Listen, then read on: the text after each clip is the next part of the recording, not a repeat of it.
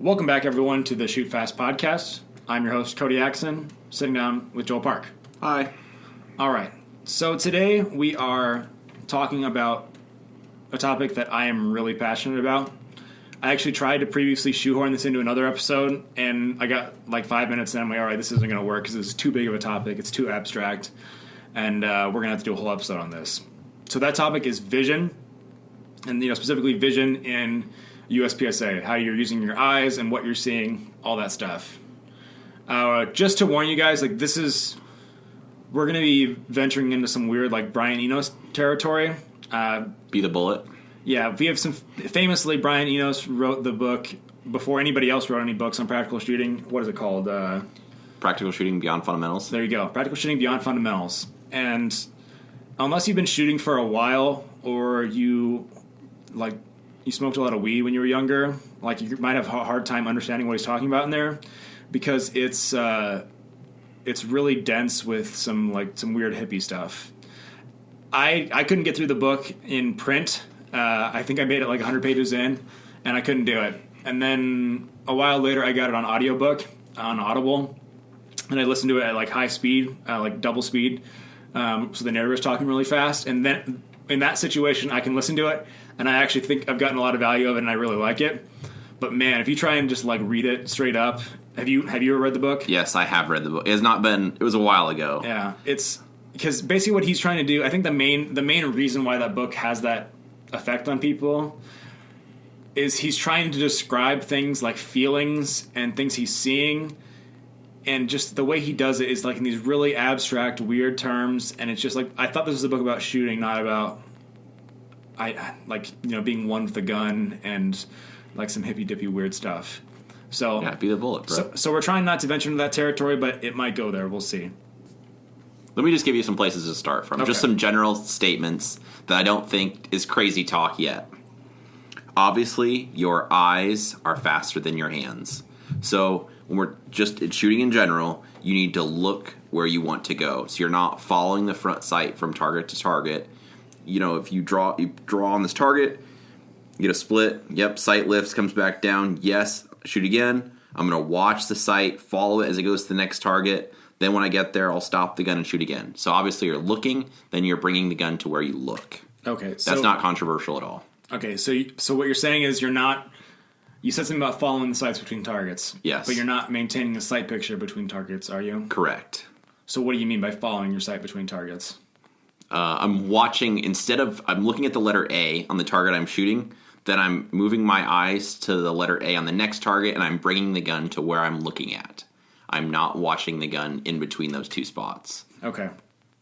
See, now we're already getting into some weird, we haven't really talked about this at length before, and the thing about this topic is that, vision is so individual, mm-hmm. and it's very hard to describe with language what you're seeing when you're doing something. So, what Joel's talking about, if you have two targets that are close together, let's say maybe it's an El Presidente or a classifier type setup where you have three targets, relatively close together, and you're going to shoot two on each.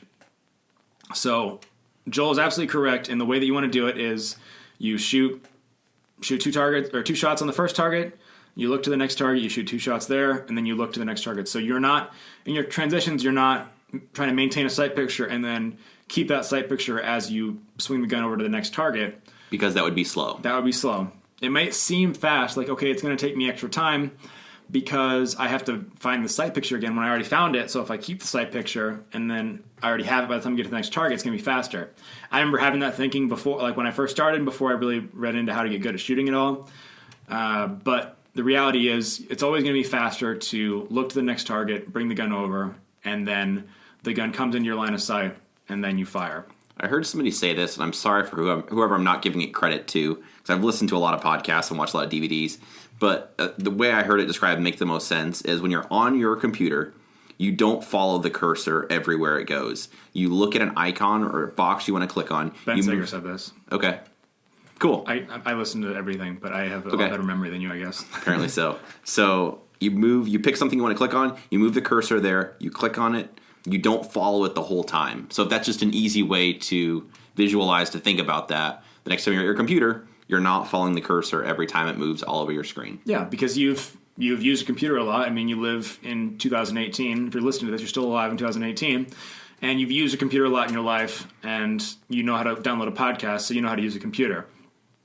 So yeah, you let your hands do what your eyes tell them to do. Does that make sense? That I got really lost there. See, we're already getting lost down this weird rabbit hole we're going down. I feel like you're being Mr. Miyagi on me already. So you look to where you want it to go, and then your hands make that happen. You are not trying to force it to happen in that way. All right, keep going. All right. My eyes are starting to glaze over already. Like, wait, are you going to make me like figure out hit factor next or something? I don't know. I feel like I should have studied. Yeah, right, there's a wax on, wax off portion coming up later. Cool. So what I was starting to say was, on like a classifier, we got targets, maybe they're only a yard apart. I will, in that situation, I will still see my gun in my peripheral vision as I'm transitioning. So, I'll fire 2 shots. I'll only have to push the gun over a few inches to the next target, but my eyes will go to the next target, and then my gun is still kind of in my peripheral vision, but it's just kind of coming over on its own, because that's how you have to train your body to just automatically swing the gun to the spot that you want it to look to, and that you kind of automate that whole process through practice, and your gun follows where your eyes are going. So, I mean, do you agree with that? Yes. I think you still see your gun while you're transitioning if it's short transitions, but that's not the point. You're not trying to see your gun. It's just there. Correct. What do you think about 2 eyes open versus 1 eye open? I think that is very person dependent. Eyesight. I don't think there's really a right or wrong. For me, just as a general statement, if something's close. And here's another thing. For me, close might be 7 yards. For you, close might mean 2 yards. So it's tough to put a yardage on it. But for me, close targets where I would shoot with one sight picture and I'd press the trigger twice, I shoot with both eyes open. If I'm shooting a popper at 50 yards, as a general rule, I will close my non-dominant eye maybe all the way or halfway. Is that which eye is dominant for you? I am left-handed and left eye dominant. Okay, that's what I was wondering about. Yes. We can talk about that later, but yes. Continue. So I'll close my non-dominant eye maybe all the way or halfway, depending, and that would make it appear sharper. And sometimes you can almost get a double vision if you are, I think depending on eyes, if you are shooting with both eyes open on that and you're trying to, depending on where your focus is, which is something else to get into. Mm-hmm. So, yeah, we're all full on down the rabbit hole here. Like this. So, what I have found, I always shoot 2 eyes open. I think the only time I close one eye is maybe if I'm doing like untimed group shooting, or maybe I'm trying to group my gun or something like that to make sure my ammo's hitting where I want it to. But other than that, I always shoot both eyes open. Even dot torture? Always, or yes. Really? Okay. Yeah, always both eyes open. We haven't talked about this. But so I do think that that's better. I think that keeping both eyes open is the preferred way, that if you are able to do it, then you should do it. Because, so like we're talking about with transitioning, anything you're doing in USPSA, your eyes are kind of constantly in motion. So you're shooting the target. The only time your eyes stay the same place is if you're basically shooting two or more shots on the same target. But in that sight picture, you're going to fire, the gun's going to go up, it's going to come back down, and so there's still a lot of stuff going on, and then you're going to refocus on what you need to do. You're going to fire another shot, and then you're going to transition the gun, and then maybe you're going to reload. If you're moving, what you should be doing is looking to the spot where you're going to go, maybe whether it be your foot or your gun. So your eyes are constantly moving, doing different things. And if in that process you have to open and close an eye each time you do it, or you're running around trying to squeeze an eye closed throughout the entire stage, I just feel like you're adding an extra step that's going to make it more difficult. You're also making your depth perception worse also by having one eye closed. So and your peripheral vision, so you'll have less vision. For sure. So I think when it comes to vision, more is always better. You want to be able to see more at all times. And so, yeah, closing an eye I think is not the preferred method if you can figure out how to shoot both eyes open. When I first learned how to shoot a gun, like I first was taking lessons on how to shoot a pistol, I was told, you want to keep both eyes open and you focus on the front sight. And I had a lot of difficulty with if I focus really hard on the front sight, then I would start to get double vision because I would kind of like go cross-eyed where I could see the front sight with both my eyes, and it's lined up behind one of my eyes and it's not lined up behind the other eye. Yes. So I'm seeing both down the sights with my right eye, which is my dominant eye, and then I'm seeing the side of the sight with my left eye, and it gets this weird like double vision. I can't figure out which. This is where I was going with this. Yeah, yes, I'm glad you brought this up. I can't figure out which one's which of whether, the one that I'm seeing where it's lined up or the other weird like sight off to the side, whether or not that's the one that I'm trying to look at. So you end up basically seeing two front sights when in reality there's only one, or you're seeing two sight pictures. So what I have done, I think there's a couple of things that has eliminated that problem where I don't really struggle with that anymore. The first is practicing constantly. So by always practicing with two eyes open and always, practicing on all kinds of different types of targets, and I'm always practicing with iron sights. So I'm always working on this. And I think through the amount of practice that I've done over the years, my brain has kind of figured out how to not pay attention to that what that left eye is seeing. So I think that is still there. There is still obviously my left eye is still seeing. It's still open, but my brain is not really giving me that information anymore because I don't really see that double vision. The only time I do see that double vision is if I focus really, really hard in the front sight with both eyes. And the reality is I don't ever do that in USPSA. Like I never do a very hard front sight focus where I'm like trying to see the serrations in the front sight. I don't do it. Because it would take too long. It takes a really long time, and then I start to have that double vision problem. And I've never had a shot in a match where I couldn't make it with both eyes open and basically what I would call like a soft front sight focus. So do you want to transition to different types of sight focus since this is a sensible place to do it? We sure can. Yeah. Okay. So there's a lot of ways to talk about this and interpret it, and I think if, again, without seeing somebody else's vision, seeing somebody behind somebody else's eyes and seeing what they see, it's really hard to understand what somebody else is talking about. I know on another podcast, I listened to a really good shooter talk about how he shoots mostly target focused, and the host of the show took that as, I'm going to shoot everything target focused now, and that was not how I interpreted what the shooter was saying. What the shooter was saying is he has developed his index to the point where every time he looks somewhere, the sights are already lined up, and he doesn't have to confirm with the sights too much what's going on. That's the way I interpret it. The way the person talking to him interpreted it was, I'm just going to never look at the sights again, and I'm going to shoot just looking at the targets all the time. And without seeing what a person is seeing, they might describe it in a way that makes sense to you, but they might actually, the way that you interpret what they're saying might not actually be what they're actually seeing.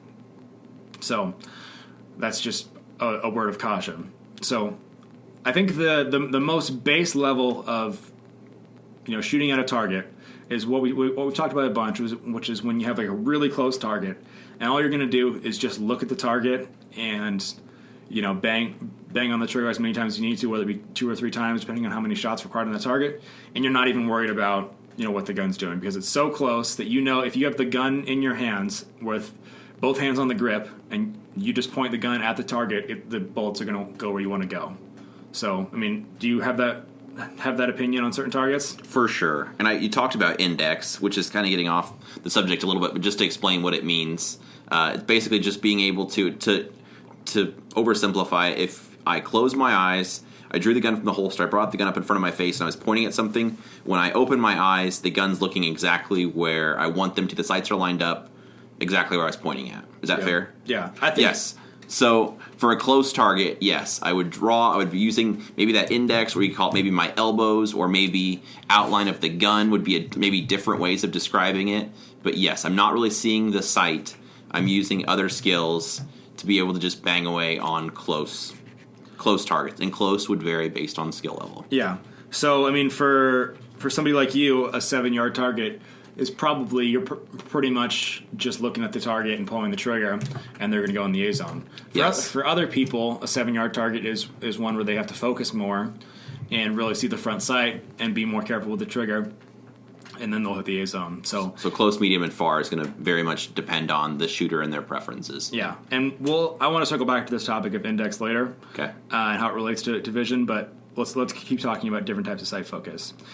So after that, I would say is what I would call like looking through the sights. Which this is how I would say I shoot probably 90% of the shots. Like Steel Challenge. On a stage, yes. Most of the shots on Steel Challenge, and really most of everything. I shoot looking through the sights. So what do you mean by that? So I shoot what I would consider to be kind of the bee's knees of sight setups and kind of what most people in USPSA use, which is an all black rear sight and a fiber optic front sight. So what I see when I'm shooting on a target is I'm more or less looking at that target, and in my peripheral vision, so it's centered in my vision, but it is blurry. I'm not really looking at it or focusing on it. I can see my sights in my peripheral vision between me and the target, and I know as long as I can see the glowing of my green front fiber dot inside of the notch of the rear sight, and I can see if it's really high in there, really low. As long as it's kind of somewhere in the region of being in that rear notch, for the majority of shots in USPSA, I can shoot in that configuration where I can just kind of see that the sights are lined up. I'm not focusing on them, but I can see they're lined up, in my peripheral vision. That is good enough for the majority of shots that we make in USPSA. And you're still seeing the sight lifts. You're seeing it. You're not shooting with one sight picture and pressing the trigger twice. Yeah. You're still seeing the sight lift with what you're describing, correct? Yep. You're watching it come back down. So I'm looking at the target, and I can see kind of through my sights that green fiber optic is in the middle of the sights. I'll fire a shot, and it kind of will go out of my vision maybe a little bit, or maybe I do kind of see it go up. But usually, it kind of leaves my vision a little bit, and then it comes right back to where it was before, and I'm aware of where it is on the second shot, and then I fire again. And then maybe I transition to another target, and again, I can see that sight is in the rear notch, and for the vast majority of shots, that's good enough. That's all I need. What about you? Yep, they do almost the same thing. I would point out that you're able to call your shots with that. Even though you're not hyper-focused on the front sight and paying attention to where it is when it lifts, you're still able to, you're seeing everything that's going on. And the gun's, like you said, the gun's not super sharp in focus, but I still know I know where the sights are at, even though it's not super crisp. Yeah. Yeah, I think you explained that very well. Yeah. And that would be the majority of what I do for shooting also. Yeah. And so... for maybe called medium range shooting is maybe fair. Yeah. So the next step above that, I think most people would say like a hard front sight focus is the next thing above that. And this is something where I've never heard anybody talk about this, and Joel and I never talked about this. So what I would say I do for like the really hard shots, the stuff where Joel was saying where he would close an eye and shoot one eye only, is something that what I do instead is like what I would call a soft front sight focus. So I'm still kind of, it's a step between doing what we're talking about where you're looking through the sights and doing a really hard front sight focus. Because if you're shooting a small target that's far away, and maybe it's so small and so far away that just that little bit of wobble that's in your hands while you're shooting, maybe that's big enough of an input where it's going to carry it off the target. So you have to still see the target in the background and as you're lining up the sights, because you have to, it's all about the relationship of all of those things, about the relationship of your sights to the target. It's not just about what your sights are doing. It's not just about what the target is doing. So what I would call it like a soft front sight focus, where I'm starting to pull my vision back towards my front sight, but I don't pull it all the way back to where I am focused really hard on my front sight. And because that is when I start to have that double vision problem. So I do what I would call like a soft front sight focus, where I can still focus, I can still see that target that's far away, and I can see much more clearly what the relationship between my front and rear sight is, but I am not like focusing just on the front sight. So what do you think are you focusing on in that situation? What would be the most sharp? Because obviously you're always focusing on something. I would say in that situation, nothing is completely sharp. And obviously this is really individual.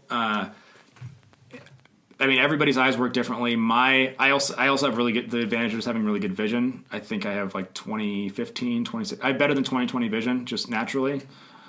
So I can see bullet holes on targets like way further than Joel can. Like I'll tell him we'll be shooting at like 30 yards and be like, okay, you had an Alpha and a Charlie on there. And what do you see when I say stuff like that? Can you not see the bullets at all? So I'm not unsafe to shoot or drive, but I can't see bullet holes at probably 10 yards a lot of the time. No. So yeah, I can see bullet holes at like probably 30 yards. Sometimes depending on the lighting, I can see them at 50 yards on a paper target. So depending on how light it is, maybe, but probably not. So everybody sees different things, and that's really the difficulty of this.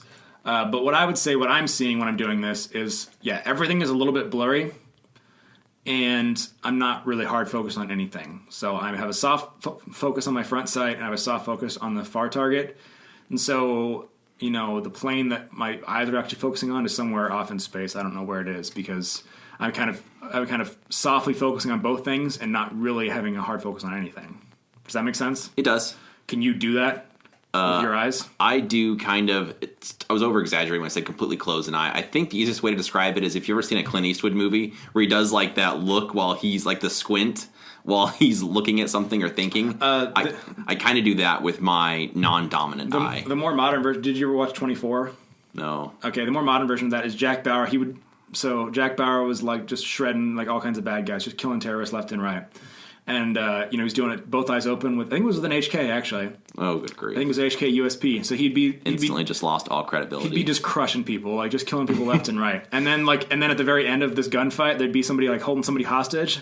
And then it would show him close one eye. He didn't close one eye the whole time. And then he closed one eye and focused on the headshot. And then boom, he'd killed the hostage taker and all the terrorists were dead. Like that happened many times throughout that show. So that's what you're describing doing, basically. Yeah. So it's the Clint Eastwood squint, because I don't know what the other dude is. So I'm closing my non-dominant eye just maybe halfway, and that helps me focus so I don't see double otherwise, which I, for that far shot. And then I think if I had to guess, I would say something has to be in focus, and I think that is the background. If I had to pick something of what I'm seeing being in the most focus. And then I do basically what you were describing, but I would say I bounce my vision. I'm doing it very quickly because even if you're shooting, a popper at, let's say, 30, 40, 50 yards, a mini popper, you can't take all day. But I bounce my vision back and forth between the popper, my front sight, the popper, the front sight, and I'm doing that very quickly, and not even without thinking about it like that, just comparing those two as I'm pressing the trigger to break the shot. So I bounce my vision back and forth between those two. And are you doing that on purpose? That's just something that happens. That's just something that happened. And this is the goodest point, I need to bring it up. I shot guns for many years before I ever competed, and I learned how to shoot just what people would call bullseye shooting, which not formally the sport, but just target shooting. Mm-hmm. So the way I was taught, grip stance kind of stuff, and then normally closing one eye, having one eye open, the traditional type of target shooting is how I learned. So I think I probably have some of those skills too. You're smirking over there. You're like, you're such a goon. No, I was actually thinking about Jack Bauer. All right, then. That show was so awesome. So that's where I came from. So I think that's why I have some of those. And that's probably why I do that. I would call it the Clint Eastwood squint as opposed to keeping both eyes open. Because that wasn't the way I learned to shoot. So you're not completely closing an eye, but you're like squinting one eye? Where one eye is completely open. And the other one, just by doing that a little bit, it makes... What do you think about like tape on your shooting glasses? Have you ever done that? I have not, but I do have a really good friend that made a world of difference. Yeah, so what some people do, particularly people who are cross-eye dominant, so that's if you're right-handed, but your left eye is more dominant, basically you have one eye that's stronger than the other, everybody does. You have one eye that's a little bit stronger than the other, and your brain is going to tend to focus whatever that eye sees more than the other one. So for most people, and ideally, your strong hand is also the same side that your dominant eye is on. So Joel and I are both, I'm right-handed and right eye dominant. Joel's left-handed and left eye dominant. Where taping your glasses I think is more common is when people are cross-eye dominant. I think there's a lot of different ways that people do. I think sometimes people do tape up their dominant eye so they can still use their strong hand side. That's a whole rabbit hole you can get down of different ways you can do it. But so people that you know who have made a difference, what do you think is their experience with it? The world of difference for one guy, yeah. And I think it was just I don't know if both eyes were focusing or he couldn't pick one eye out to do more focusing than the other, maybe. I'm not sure how it worked. But all I know is somebody suggested it, he tried it, and then it was night and day. Yeah. And he would never go back to not doing it that way now. I would say that's definitely preferable to like shooting with one eye closed all the time, because then you still get your peripheral vision. Because basically what you do is you just tape over just the front part of your glasses, just exactly where your eye that you want to block out is looking at the sights. So that way that eye just can't see the sights when you're looking at the sights, but otherwise you can still transition around, look at other targets, kind of see your peripheral stuff. And when you say tape. You don't mean like they look like a pirate's patch, like with only one eye. You're talking about just a clear piece of like Scotch tape, a little square in the center just to block the very center of that. But you're still, with that eye open, you're still seeing the rest of that lens. Yeah, and I think there are actually products like that are made for that, but all it is just tape that's more expensive, where you can get like a circle piece of tape that you put on your glass that's made specifically for that purpose. But I don't think there's anything special about it other than it's Scotch tape that's been cut in a nice circle by somebody else. Yeah.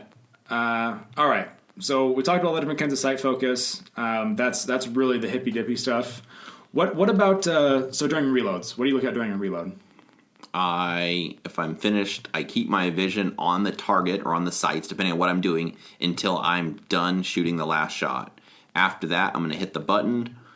Before I bring the gun down, I'm looking down at the magazine well, gun, to make sure that not to get it all into the reload, make sure the magazine well is pointed towards the magazine pouches.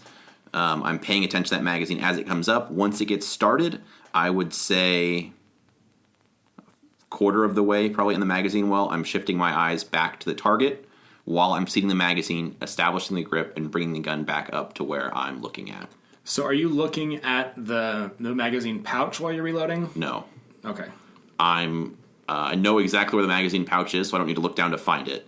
So I shoot, I hit the button, bring my vision down, looking right towards people say they look at the inside edge of the magazine well. I don't do that, where I'm angling the gun out from me so far. Mm-hmm. But I'm just looking at the magazine well area of the gun. Mm-hmm. And then the magazine kind of comes into focus from your peripheral vision. Yes. Because your other hand's bringing it up, and then you see it go into the gun. And once I see it started, I know I'm not going to miss that. Yep. Then I bring my eyes back to where I want to go. At that point, I don't need to watch anything. The magazine's lined up. All you're going to do is just seat it in the gun, reestablish a grip, find the A zone of that next target you want to shoot, then I'm going to bring the gun to where I'm looking at. Would you do something similar? Yeah, that's basically exactly what I'm doing. I agree that I think it's because we both reload. We don't do like the really arm's length out reloads.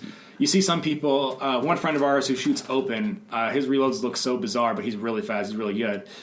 He keeps the gun almost fully at arm's length, and then he drops the magazine and like keeps it way out in front of him.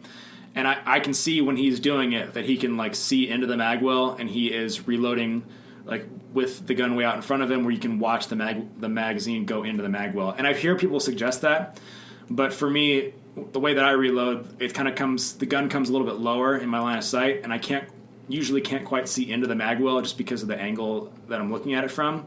But I'm still kind of looking at that general region. I'm watching the mag kind of come up into my peripheral vision and then go in where I'm looking. The exact same thing from there of what you just described. I've heard of people that make marks. They draw with a Sharpie or something on the inside edge of their magazine well. If it's an open or limited gun, or their production gun, they're like silver Sharpie or black Sharpie making some kind of design. I don't know it seems like it's always a failed science experiment for anyone that I've seen do that. Because if you're taking long enough to look down and see some checkerboard pattern or an arrow that you drew on the inside of your magazine, well, it's like magazine here, you're probably going too slow. So I don't know anyone that's worked for, but I've seen a lot of people do that. I don't know. That's an interesting idea. I'd have to try that to really comment on it, because I could see where you just look down and like you see that flash of whatever the thing you're looking for is, and maybe that could help. But that's an individual thing for sure. What about when you're? So I thought this was kind of interesting that I've seen people do when you are you're going to be shooting, let's say or right-handed. So for you, shooting weak hand only. Mm-hmm. So you got to draw and transfer the gun to your weak hand. Mm-hmm. What are you looking at before the beep in that scenario? I normally would look at the ground. Okay. Because I'm very focused on... You're smirking already. I can see where you're going with this. I'm very focused on the skill, and I'm really focused on where the gun's going to be when I make the transfer, and I'm looking where the gun's going to appear once I draw it with my strong hand, where it's going to be when I put it in my weak hand. Once I have it established in my weak hand, then I'm going to find the target and bring the gun to where I'm looking. So you basically you're looking where you think where the gun transfer is going to happen. Where I know the gun transfer is going to happen. Yes. Yeah, and that's basically what I do. I think I either do that or I look at the target and basically don't pay attention to the gun transfer, depending on just how I'm feeling that day. That's something I'm always very sensitive of. Yeah. Not dropping the gun, obviously. So the reason why I bring it up, because I have seen people who are good shooters like look at the gun in the holster in that scenario. And, obviously it maybe goes without saying, but maybe we should say it, that you don't want to look at your gun in the holster in any other scenario. Like if you're doing a two-handed draw, maybe it's hands at sides. Yeah. You want to look at the first target. You want to look at the place where you're going to go with the gun first. You don't want to look at the gun because then you're going to have to go up from bringing the gun out of the holster to looking at what you're going to shoot at, and you're just adding all kinds of extra movement. But I have seen people look at the gun and then follow it through the hand transfer. I prefer to do what you're doing, which is you basically kind of look where the transfer is going to happen, and then you watch that transfer happen, and then you start shooting with your offhand. What do you think about watching steel targets fall after you shot them?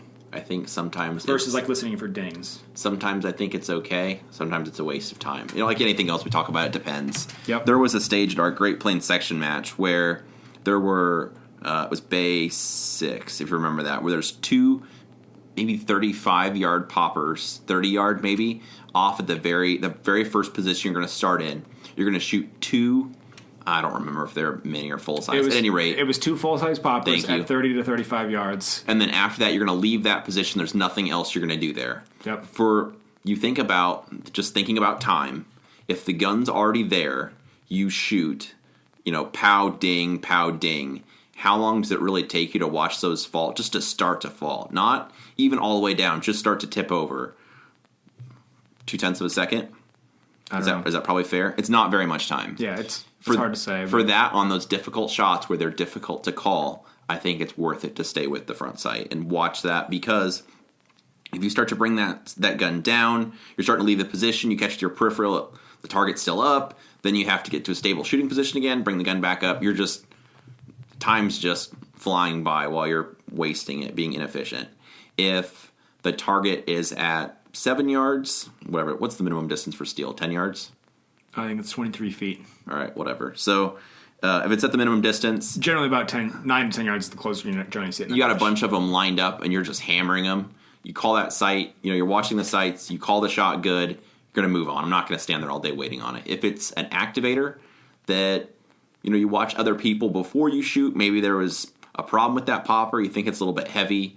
I'm going to pay more attention to that. Maybe I would watch that. Or if it activates something, I'm a little bit more cautious of it. It might be okay. As a normal, just as a rule, I would not stand and watch them. And it was a long way to answer your question. Yeah. But it all depends, like anything else. Yeah, I agree that, generally speaking, what you want to be doing is when you shoot steel targets, you're not waiting for a ding. You're not looking for the target to fall. What you're doing is you see your sights lined up on the steel target. You push the trigger straight back, or whatever level of trigger control you need for that target, and with confidence that shot's going to hit the target, just like you do on paper targets. I wrote down calling shots. We're going to come back to that after this, but when you're shooting at steel targets, you should know for sure that shot is going to hit the target before you launch it, rather than waiting for a ding or waiting for the steel to start falling, because that's all that's going to do is waste time. Same as you. If I got a target that's way out, that's when I'll start listening for hits on steel. Like that exact scenario you described of shooting steel at 25 yards. What I'm doing is I am listening for dings, and then as I kind of refocus on the target after soft focusing on the front sight, I'll usually see where I hit it on the steel, and at the same time maybe it's starting to fall, and that's when I'll move on from that target. That's the only time that I use that kind of level of attention, is if it's something that's really far away, where if I leave it up, I'm screwed, because in that particular stage you had to run like another 20 yards, and you had no chance to go back to that target. So once you left that position, you were done with it. So rather than like getting into that steel dance people do, where you shoot it and then you start to move and you realize you missed, and then you set up again and then you shoot it, and then you start to leave. You don't set up very well. You throw a bad shot. Yeah, and then you end up going to war with it. That's exactly what I'm trying to avoid in this scenario that we're describing. And you should be making up. I wanted to talk about shot calling also. I had that as something to talk about in a little bit, but that's where you're calling your shot. It's good. Well, if it's good or not, you need to make it up right then. Yeah. You're not going to shoot, miss. Oh, it didn't fall. I'll bring the gun back and shoot again. You should be watching what's happening, and if you need to shoot another one, just like the paper, if one went off the target, you'd shoot it immediately. Yeah, let's talk about shot calling. What's like the bird's eye view? What is shot calling? So shot calling, if I'm watching the front sight in relation to the rear sight, and I'm watching, the easiest way for me to describe it is I watch, and wherever the front sight is, the instant it lifts in relation to the rear sight, that tells me without a doubt where the bullet went. Not where I think, where I feel, maybe it could have. I'm watching what's happening. I know where my sights are. That front sight lifts. That tells me when it lifts exactly where that bullet went. Yeah, and I would go further to say that shot calling is one thing that's not actually entirely visual. Where if maybe I got a weird grip on the gun, or like I could feel like maybe the gun was lined up a little right in my hand, like to the right or to the left in my hand, and then a shot went off and maybe it recoiled a little funny because I didn't quite have the right grip on it. I will use that input to know, okay, that I won't maybe know in exact detail where that bullet went, but I know, okay, that went a little left of where I was trying to put it, or that went a little right, and I use that as input too to know where the shots are going. Would you agree? Yep. So in general, I mean, that's what you want to be doing when you're shooting a stage. That's what you want to, if you're going to get really good, you have to be able to call your shots and know where your shots are going when you're shooting them. Just because you have so much awareness of what's going on at all times when you're shooting the gun. And that would apply to steel and paper targets. So if there's a head box at 20 yards, I fire twice, I know they're good, I leave it. I don't need to fire a third one just because I'm not sure where those went. Or if I know I pulled one, I watched the front sight lift, it was definitely off to the right, it was over the top, I know it's not good, I fire another one without hesitation because I'm paying attention, I'm seeing what's happening, and I can already tell you, before you walk down there and look at that target, I can tell you where those bullets are. Another thing just to bring up, if you can, keep both eyes open the whole time. You shouldn't be blinking or when the gunshot goes off. I don't think many people do that, but I just wanted to mention it. Oh, no, definitely blinking and flinching is part of, It happens. Yeah, it happens, and that's definitely something you want to train out. I mean, I think anybody who does a lot of USPSA practice... I'm sure they're out of that habit by then, but I just wanted to mention it. Yeah, definitely when you first start, like that is something that you got to consciously break yourself of, is blinking every time the gun fires, because all you're doing is just taking out visual input that you need to be able to go fast. That little blink that just is an instant. Now we're both focusing on our blinking. Now that we're talking about it, that little blink takes out that little bit of vision that you need to be able to bring the sight back to where you need it, and it's just going to make you go slower. And you just close your eyes at the point that you would be calling that shot. So yeah, I mean, calling your shots is definitely something that's necessary. It's something that you develop over time, I think, just by practicing. I don't know that I would recommend any particular drill to get good at shot calling. It's just something that you learn over time by doing a lot of live fire and kind of seeing how different inputs create different results, and just having a lot of data in your mind of what leads to what result. Do you do anything different on, like, I have it listed as low contrast targets. So Area 3 in particular is notorious for doing brown poppers on like a mostly brown range. Is there anything different you do when you're shooting like a brown target on a brown background, or like maybe a white steel in front of a white no-shoot? I definitely pay attention to that during the walkthrough, and I would pay extra attention to that, just being more careful. So definitely when those, like that brown popper against the brown dirt, it is going to be tougher to find that. So I will be and sometimes when you're slowing down for something, just taking an extra tenth, it feels like an extra just 2/10 or an extra 100th, depending on what it is. It's not huge chunks of time, but I'm being just a tick more careful. Do you do the same thing also? I do, and then another thing that this is not necessarily vision related that I do, and this is any stage. So when I am walking a stage and memorizing where everything is, what orders I'm going to go in, I also kind of have like a 3D map in my head of where everything is. Not necessarily actually drawing out a 3D map in my head, but I can kind of feel like, let's say your bedroom, like you're laying in bed at night, you know where, if you reached out and touched, where your nightstand would be. Like, you know where it is because that's where it always is, and you've memorized where your nightstand is in relation to your bed. Well, that's the level of detail I try and put in, especially for something like this where you're maybe trying to find a target that's hard to see. You're getting into Zen stuff. I know, but it's like be the bullet. It's memorizing kind of where spatially that target is in the stage, so you can kind of be one with the target, and feel like where that target is in relation to what you're looking at. When you get to where Cody describes, you'll just blindfolded and you'll be shooting the whole stage without vision because you've got this 3D map of the stage in your head and you're really high or something. I don't know. Yeah, exactly. Crazy talk. It's about transcending the need for vision. Oh, okay. And when you don't use that sense, the other ones become more aware, right? Exactly. So I'm going to probably make myself deaf here pretty soon to make my vision better. All right. Anything else on vision that you can think of? I don't think so. One thing that we talked about earlier that I wanted to circle back to was index. So I think index is kind of like the secret sauce of USPSA. Like that is what the top shooters have that set them apart from everybody else is a incredibly well developed index on their gun. So what we mean when we're talking about that is every time you draw the gun, every time you look to a spot, every time you reload, every time you do anything with a gun and look to a spot that you want to shoot, the gun just kind of appears exactly with the sights lined up and you're already ready to go. So rather than, like if you have a really hard target and you're drawing to it, rather than you draw to the target and then you got to kind of move the sights around and line them up really, really specially, like exactly the way you want them, pretty much that's going to happen on its own anyway. Like every time you draw the gun, the sights are already pretty much perfectly lined up and you don't have to really do any extra adjustment. That's how you get really fast. That's how you get really accurate at speed because you're not having to make those adjustments because you're so well developed in your index. And would you agree in that generally? Totally. And how would you practice that? How do you get better at index then? Everything. Like yeah. Everything you do. I mean, that's what dry fire is great for, is everything you do is you're always developing your index. And you want to develop in all different kinds of situations, whether you be picking your gun up off a table or reloading or, shooting on the move, is everything you're doing, you want the gun to always be lining up the way that you want it to, where you're not having to do any kind of extra input, where you're, like if you're watching a new shooter, like try and line up the sights for the first time, like literally a brand new shooter, not just a USPSA shooter.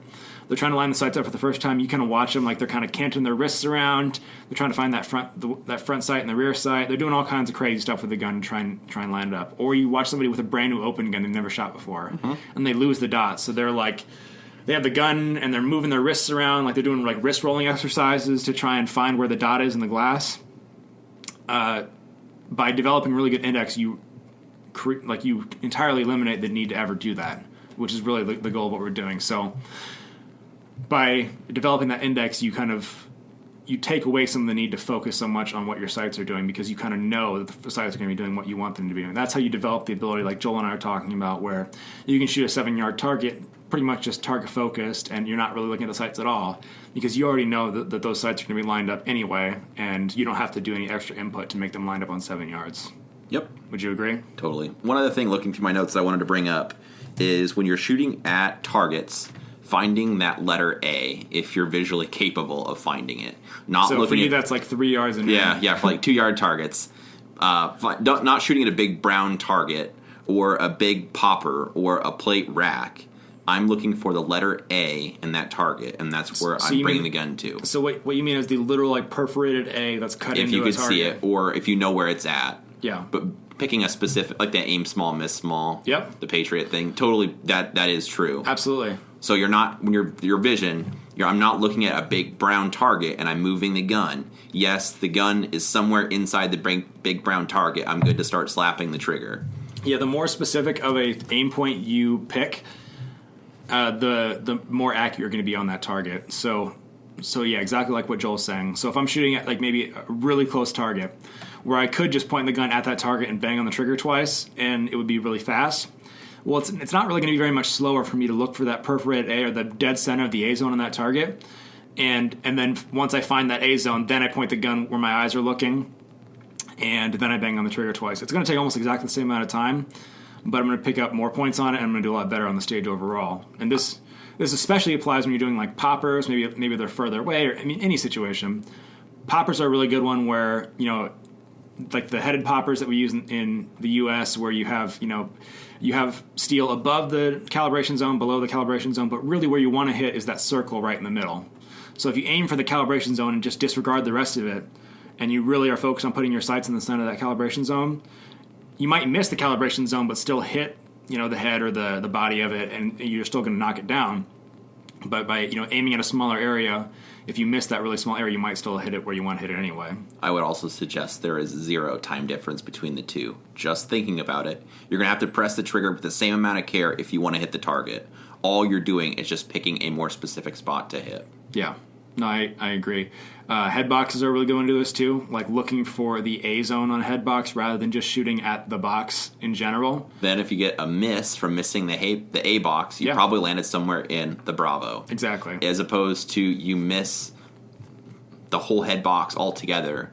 Yeah, and then it's a total miss. Yeah, if you just aim at the brown square and you miss the brown square, well, then you miss the target. But if you aim for the A zone and you miss the A zone, you might still hit the B zone. So, yeah, definitely aim small, miss small. If Mel Gibson is your dad and it's the Revolutionary War, he's got some good advice. Yeah, the Revolutionary War one, not the Lethal Weapon one, though. I don't know. He was pretty good with the gun, too, though. Dude, John McClane would just smash him. I don't know. Still want a shoulder holster for my Beretta 92. Well, that's for a different day. That's because you're special. Thank you. All right. Anything else? I think we've pretty much beat vision into the ground. I mean, I could keep talking about this forever, but everyone thinks about things differently. Yeah. Hopefully, some of this makes sense or stuff for you to try in your practice. Hopefully, you're still listening. I mean, that's really my goal. Is if you didn't zone out halfway through this, then good for you. Good job. All right. So you had another listener question. You want to cue this one up? Yep. Good friend of mine dry fires, but he buys into the idea of dry fire definitely helping for specific things like gun handling, but feels a disconnect from dry fire to live fire. The main time being the second shot if you are shooting any drill, but you're shooting 2 shots per paper. So there's no doubt about it, when you press the trigger for the first time, you get that double action trigger. So he's shooting production, so he's shooting a stock 2. Of course, that's the only gun to shoot production with. But he is shooting a stock 2, this person. Yeah. So it's a double action, single action gun. Yep. So we would both agree in this situation the way to do it is you pull through the double action, and then you short stroke the trigger to simulate what a single action feels like. You're bringing the trigger out far enough where you would pick up the trigger to hit another single action, but not so far that you'd pick up the hammer. Yep. Okay. So he feels a disconnect. The first shot is definitely beneficial because you're getting a double action, but after that, there's no real feedback. You're not getting any recoil, so it feels more like a hammer maybe than a controlled pair. A hammer meaning one sight picture with 2 trigger presses compared to, since there's no recoil, you can't see the sight lift, it's not a controlled pair of shots. Okay. So I have a couple ideas on the way to combat this. So is he having issues like where he misses on his second shot in live fire when he tries this, or? I think it's just a disconnect. So he feels to practice this, he needs to go shoot live ammo. He doesn't feel like he's getting better from doing it in dry fire. Well, I would agree that you need to live fire to know how these things feel. Mm-hmm. So, I mean, live or dry fire should be a big part of your training routine if you're trying to get really good, unless you have like access to 1 million rounds a year. But you still have to live fire some to kind of get the feel for how these things should feel. I guess the other thing that comes to mind for if you're shooting 2 shots in dry fire and then when you shoot in live fire it feels completely different, he's probably not gripping the gun hard enough or well enough where the recoil is like way throwing him off. Because even for me, so I shooting 40 caliber, I can't, for most targets, I'm more or less shooting them as fast as I can as far as like splits. I mean, until I get further out. And so by the time I'm ready to pull the trigger again, the gun has kind of already come back down. And it's more or less back where it was to begin with. And I think most of that is by having, a good gun that's set up really well and that it does exactly what I want it to do. But I think more importantly is having a really good grip on it and gripping it really hard and putting a lot of pressure onto the gun so that way the gun just kind of automatically recovers to where I want it to. And so a lot of times the sights kind of are doing more or less the same thing in live fire as they are in dry fire, where if I fire 2 shots on one target, the gun more or less stays on that target anyway, and I hammer the trigger twice, and then I move on to the next target by using my eyes to transition to the next target. I guess the other thing is if he's not doing enough live fire where he doesn't he shoots 500 rounds a week. Okay. Well, he is doing enough live fire. Yep. If maybe for some reason that doesn't help him, another option of something you could do is just not do 2 shots per target for a while in dry fire, and just focus a lot on just doing transitions or 1 shot per target. When I run like a 1 shot per target stage at a match, like those are always so different. Like they feel really weird. I just for whatever reason, it's the fact that every single time, every shot you fire is off a transition. Like you're never shooting a split, you're only shooting transitions, and that's a really weird thing. And I think that's a good thing to practice. It helps speed up your transitions a lot. So that's something that maybe I would suggest that he practice. And one thing we haven't discussed this before, so this is just, I'll throw this out and you tell me if I'm crazy or not. I've shot enough that just from experience, I can tell. I'm getting into Brian Eno's Zen stuff again. Okay. I know what the gun is going to recoil like and how the sights are going to behave for most things that I would do in dry fire. So I've shot enough rounds in live fire and paying attention that I'm not imagining the gun going off, but while I'm dry firing, I can feel. I'm sounding Zen-like. You sound like me now. Yeah, like you were just making fun of me for this for like 5 minutes ago. Well, it's just dumb when you do it. It's all right when I do it. I can kind of not really feel in a way, I can feel the gun going off, and I can tell how the sights are going to behave, how long they're going to take to settle, if it's a partial, and I think that just comes from live fire. But I don't know how to describe that other than just having the ability from shooting a lot. Do you get that at all? No, I agree. I mean, I know it's a little Zen-like, but do you think that's a thing? I do. I mean, I don't know what you can do different to maybe get more effect out of it in live fire. But I agree that I think to a certain extent you have to just live fire in a lot of different scenarios to know what your gun is going to feel like and what the sight's going to do in different scenarios. Because, no, I agree, for sure. I do a lot of simulated shooting at 25 yards in dry fire.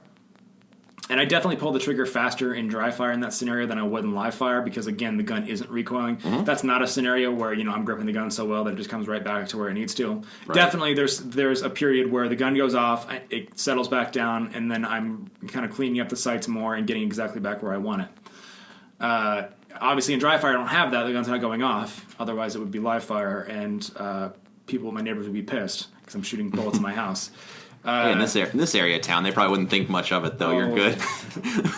This is a nice area of town. I'm just kidding. Cody lives in a nice area of town. But other than New Year's Eve, probably. But yeah, well, what are you gonna do? Anyway, so yeah, the gun's not going off. There's no recoil, but I'm still pulling the trigger, about as fast as I can in that situation, and I just acknowledge the fact that okay. If I was actually shooting at 25 yards, I would not be pulling the trigger this fast. And I just kind of come to an understanding with myself that, okay, just realize that while the sight picture and everything and the trigger pulls, they're realistic, I'm still trying to pull the trigger carefully like I would at 25 yards. I'm still trying to line up the sights really well. I just acknowledge the fact that there would be recoiling here and there'd be more going on in the middle. So I guess the point is you always want to have, the necessary sight picture and the necessary level of trigger control on every target you're shooting in dry fire. And just realize that if you did that in live fire, there would be that recoil in between that would kind of break up those two shots. But you're still pressing the trigger as carefully as you would. As what's necessary for that target. For that live shot, fire. yes. Live fire, yes. So, if I'm shooting at 25 yards, I'm very careful with the trigger when I shoot at 25 yards because if a really small level of disturbance is going to throw the shot way off at 25 yards. And for your 2011, even though the trigger's dead, the amount of physical weight you're pushing into it would be enough to set the gun off. So you're not pushing the trigger any lighter. Yeah. You're just being more careful how you do it. Yep. So with a 2011 or 1911 type trigger, you get one trigger pull and then the trigger goes dead afterwards. But the trigger still moves through the full range of motion that it does when the hammer's cocked. So yeah, the first shot I get that actual click, but then after that I'm still moving the trigger through the same range of motion that I would before, so using the exact same level of care or lack of care if I'm really hammering on it trying to go fast. I do the exact same thing that I would in either situation, whether it be live or dry. I'm just simulating in dry fire, and it's not quite the same as in live fire. You do the same thing? Yep. All right. Completely. Thanks for listening, everybody, to another episode of the Shoot Fast podcast. Make sure you subscribe to us. Leave us a review on iTunes.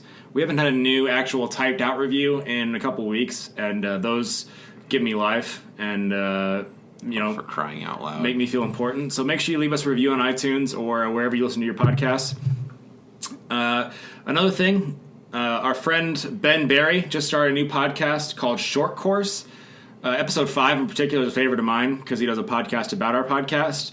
So make sure you listen to his podcast about our podcast. Yeah. It's really good. Cody's like the heat, and I am the other guy now. Yeah. So he talked about Cody being so amazing, and this other guy. I think it's a great show. I think it's a smart guy. The token other guy. That's right. So make sure you guys check that out, subscribe to us, and we'll talk to you next time. Thanks.